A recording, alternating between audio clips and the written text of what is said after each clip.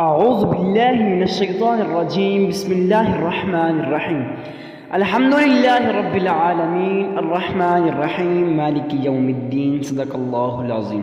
میں گواہی دیتا ہوں کہ اللہ ایک ہے اور وہی عبادت کے لائق ہے، اور وہ تمام مخلوق کا پالنے والا خالق، مالک اور رازق بھی ہے۔ میں اس بات کی گواہی دیتا ہوں کہ محمد مصطفیٰ احمد مجتبیٰ رسول عربی صلی اللہ علیہ وسلم اللہ رب العزت کے بندے اور آخری رسول ہیں اور خاتم النبیین بھی ہیں۔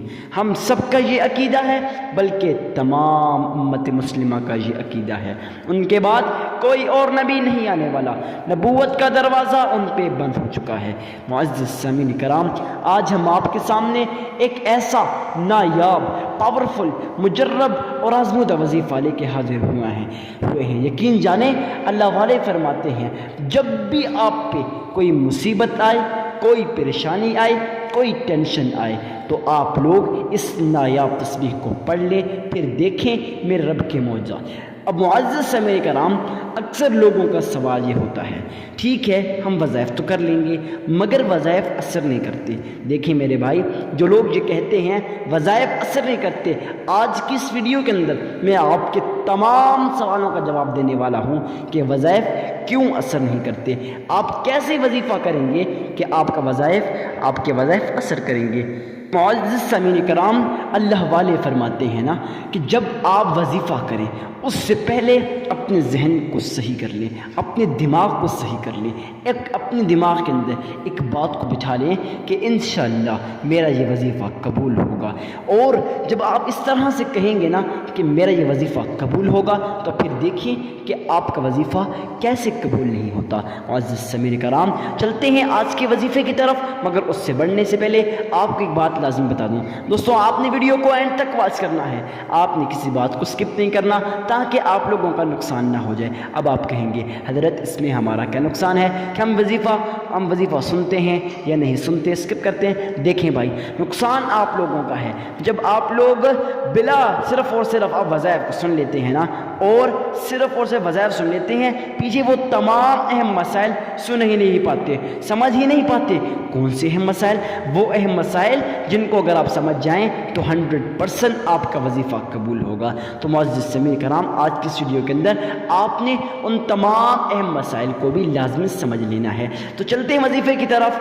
سب سے پہلے آپ لوگوں نے اللہ کے حضور صدقہ دینا ہے۔ جب بھی آپ وظیفہ کریں اس سے پہلے صدقہ لازمی دے دیا کریں۔ اب صدقہ دینے سے کیا ہوتا ہے معزز سامعین کرام؟ صدقہ دینے سے یہ ہوتا ہے کہ آپ کے تمام جو بھی مصیبتیں ہیں، جو بھی پریشانیاں ہیں، جو بھی ٹینشنیں ہیں، جو بھی بلائیں ہیں، وہ بلائیں، وہ مصیبتیں، وہ پریشانیاں، وہ ٹینشنیں جڑ سے ختم ہو جاتی ہیں۔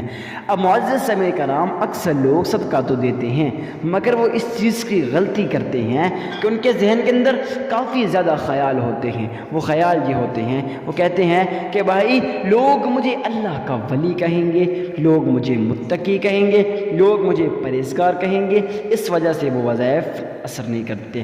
تو معزز سامعین کرام، آپ لوگوں نے جب بھی وظیفہ کرنا ہے اس سے پہلے آپ لوگوں نے اللہ کے حضور اپنے اس تمام مسائل کو، اپنی ان تمام جو باتیں ہیں نا، ان کو دور کر دینا ہے۔ تو اب یہ باتیں کیسے دور ہوں گی؟ دیکھیں، سب سے پہلے جب آپ صدقہ دے رہے ہوتے ہیں اس وقت آپ کے ذہن میں یہ خیال ہو کہ میرے صدقے سے کسی غریب مسلمان بھائی کی مدد ہو جائے گی، تو پھر دیکھیں کہ آپ کے وظائف کیسے اثر نہیں کرتے، آپ کا صدقہ کیسے اثر نہیں کرتا۔ تو خیر معزز سامعین کرام، اس طرح سے آپ لوگوں نے اللہ کے حضور صدقہ دینا ہے۔ تو صدقہ کتنا دینا ہے، کس کو دینا ہے، تو اس کو سمجھ لیجئے گا۔ صدقہ آپ نے کسی غریب، کسی مسکین، کسی عاجز، کسی فقیر اور کسی لاچار کو دینا ہے۔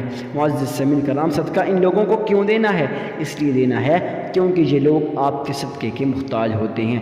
جب آپ لوگ ان کی مدد کرتے ہیں نا، یقین جانیں میرا رب آپ کی مدد کرتا ہے، آپ کو غیب کے خزانوں سے رزق عطا کرتا ہے، آپ کو ایسی جگہ سے رزق عطا کرتا ہے جہاں سے آپ کا وہم و گمان بھی نہیں ہوتا، آپ کے ذہن میں بھی نہیں ہوتا ارے بھائی اتنا رزق آیا مگر کہاں سے آیا، کیسے آیا، تو میرا رب آپ کو عطا کر لیتا ہے۔ تو معزز سامعین کرام، صدقہ کسی غریب، کسی مسکین، کسی عاجز، کسی فقیر اور کسی لاچار کو دینا ہے۔ نمبر 1 مسئلہ تو یہ تھا۔ نمبر 2 بات یہ ہے کہ صدقہ ارے بھائی دینا تو ہے مگر کتنا دینا ہے۔ اکثر لوگ صدقہ دیتے وقت کنفیوز ہو جاتے ہیں کہ حضرت ہم نے صدقہ دینا ہے مگر کتنا دینا ہے۔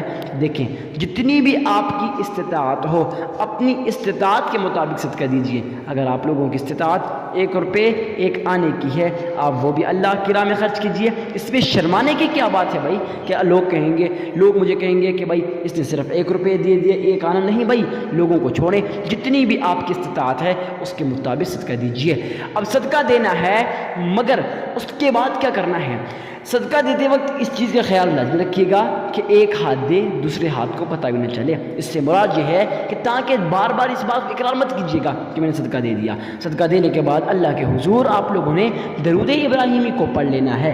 درود ابراہیمی کو کتنی بار پڑھنا ہے اور کیسے پڑھنا ہے اس چیز کو غور کے ساتھ سمجھ لیجئے گا۔ معزز سامعین کرام، درود ابراہیمی کو آپ لوگوں نے اللہ کے حضور 3 مرتبہ پڑھنا ہے۔ اب بات آتی ہے ارے بھائی درود ابراہیمی کو پڑھنا ہے مگر کیسے پڑھنا ہے؟ جی ہاں، اکثر لوگ اس چیز کے بارے میں پوچھتے ہیں۔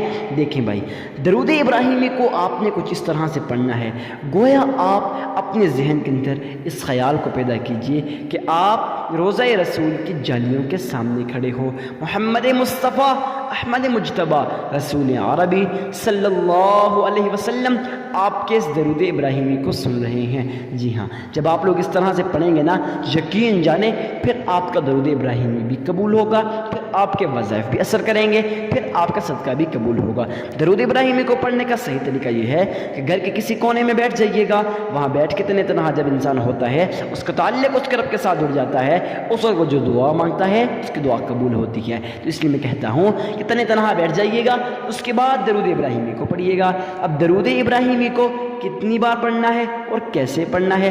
تو معزز سامعین کرام، درود ابراہیمی کو آپ نے کچھ اس طرح سے پڑھ لینا ہے: اللہم صلی علی محمد وعلی آل محمد كما صليت على إبراهيم وعلى آل إبراهيم إنك حميد مجيد اللهم بارك على محمد وعلى آل محمد كما باركت على إبراهيم وعلى آل إبراهيم إنك حميد مجيد۔ جی ہاں معزز سامعین کرام، اس طرح سے درود ابراہیمی کو پڑھنے کے بعد آپ لوگوں نے 313 مرتبہ اللہ الصمد پڑھ لینا ہے اور صرف 33 مرتبہ سورۃ کوثر انا اعطیناک الکوثر فصلی لربک وانحر ان شانئک هو الابتر، آپ لوگوں نے اس سورت کو 33 مرتبہ پڑھ لینا ہے۔ جب آپ پڑھ لیں گے آپ کا عمل مکمل ہو جائے گا۔ میں یقین کے ساتھ کہتا ہوں آپ کو ویڈیو بہت پسند آئی ہوگی۔ ویڈیو کو لائک کر کے چینل کو سبسکرائب کرنا مت بھولیے گا۔ معزز سامعین کرام، صدقہ جاری سمجھ کر اس ویڈیو کو شیئر کرنا مت بھولیے گا۔ ملتے ہیں کسی نیکسٹ ویڈیو میں، اجازت دیجیے، تب تک کے لیے اللہ حافظ۔